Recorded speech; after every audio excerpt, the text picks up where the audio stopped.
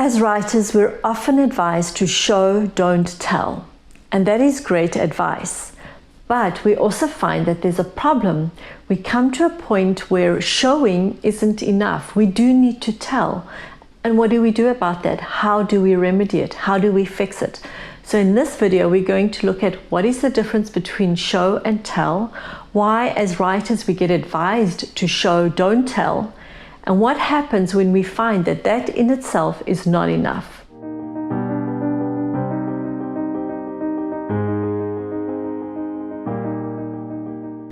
Hello, I'm Brenda, and here on my YouTube channel, I love to help you to write your memoir. The first question, why as writers are we advised to show, don't tell? It comes down to two things. One is to actually mature in your writing. Very often as beginner writers, we start to just tell our story. And we just tell it as though we're sitting at a dinner table and we have the audience at our mercy and we're just telling them everything we want to tell them. And everybody is just like so bored, wishing that you would just keep it short, liven it up, and tell them the essential parts. And that's what we do as writers. We get so caught up in just telling our story, we bore the reader.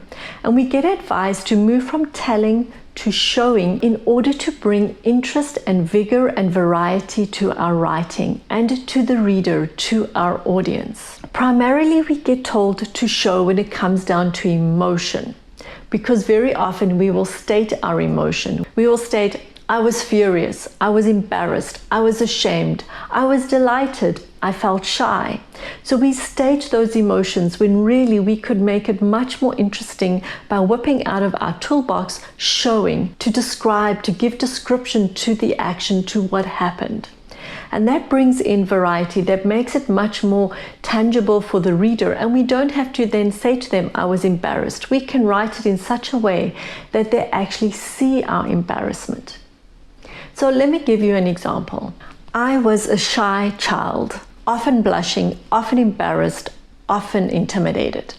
So I know all about embarrassment. And so I could, in my writing, have written when I was a child about an incident and just say, I was embarrassed.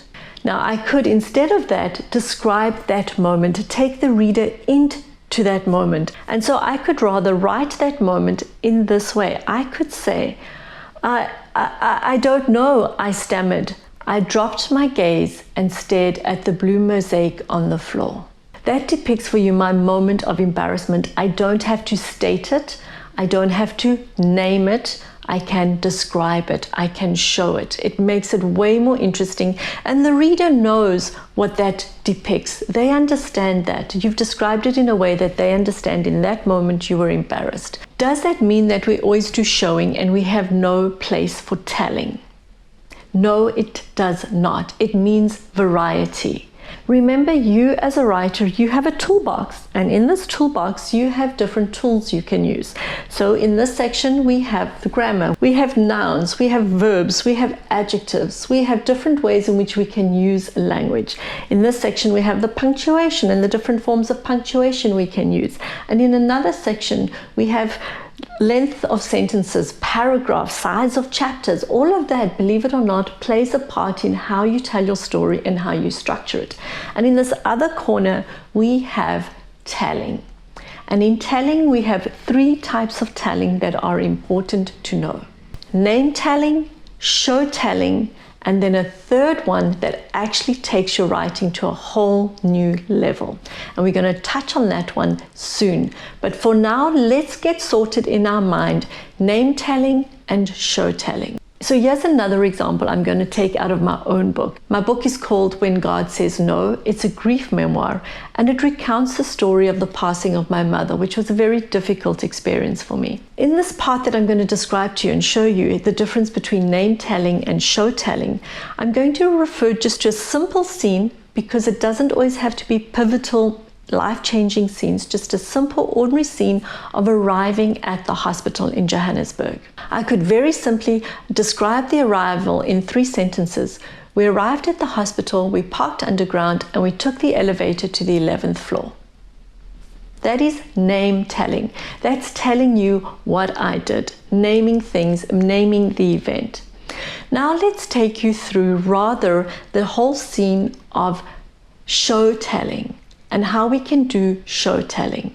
My brother drove to the left, away from the entrance, turned right, and then right again into the parking garage. Weeds pushed up through the cement cracks and overran the garden bed. A machine dispensed a parking ticket. He retrieved it, and we drove into the blackness of the underground parking, which felt cool after the warmth of the winter sun. Now there you have 3 sentences, different lengths of sentences, different ways of using the sentences, and all I've done in those 3 sentences is tell you how we drove into the parking area, and it's a little bit about the surrounding area. That's all I've done. We haven't yet got to the elevator or even the escalator that took us up to the elevator. We haven't yet got to the 11th floor. We've just arrived in the parking. Now, why do we do this? Why do we do show telling versus name telling? Show telling brings the reader into the experience. It actually helps them to perhaps be in the back seat of the car as we arrive at the hospital. It draws the reader in. They're both external writing, but show telling is much more visual. It also slows the story down. Do you see how in 3 sentences I have actually just arrived at the parking, whereas my other 3 sentences in name telling, the story has gone very quickly and we've moved very quickly, which tells you name telling has its place. It has its place for transitions. It has its place for moving the story along, but it doesn't have its place for taking the reader right into that moment. And that's what you're wanting to do. You want to take the reader right into that moment. Now, why do we want to do that?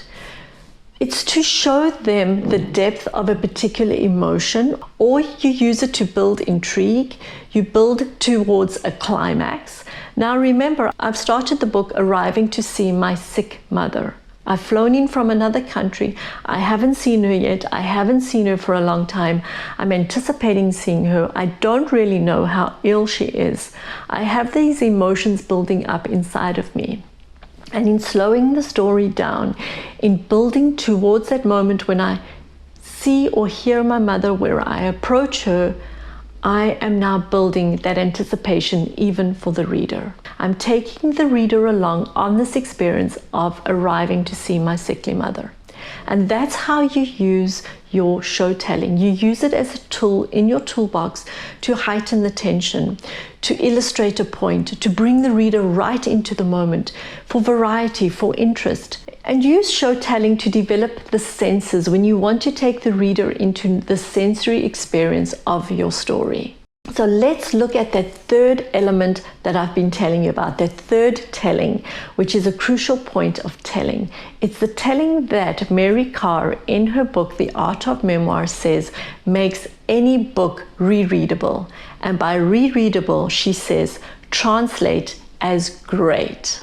So if you want a great memoir, the third element you do need to bring into your telling is interiority, interior telling. Now, I'm going to deal with that much more in a second video, so watch out for that video, but we are going to look at it, just touch on it in this video. When we move from name telling to show telling, we're going to reach a point where we're going to realize, but hang on, this isn't enough. I can't just show them the scene. If I'm going to build my theme, if I'm going to leave little nuggets of truth along the way for people to find, if I'm going to lead them in the direction I want to take them, I need to bring them a little bit on side. I need to explain some things to them so they know what's going on in the scene.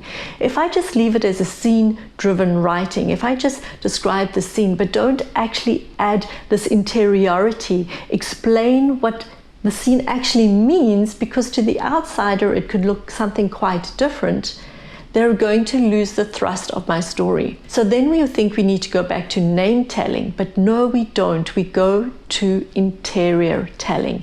And those are our 3 types of telling: name telling, show telling, and interiority, interior telling. Interiority is going into the narrator's head. The thoughts, The ideas, the things going through the narrator's head that you do not know about, would not know about, if they did not explain it to you, if they did not use it as a tool to take you into a deeper understanding of the story. And this now is the difference between external writing and internal writing. There's a lot more to unpack on interiority, a lot. So I'm going to do that in another video. If you're interested in my book or The Art of Memoir, I have got links below for you to click on to learn more about both those books. So keep writing. There's a lot to learn. I'll see you in that next video.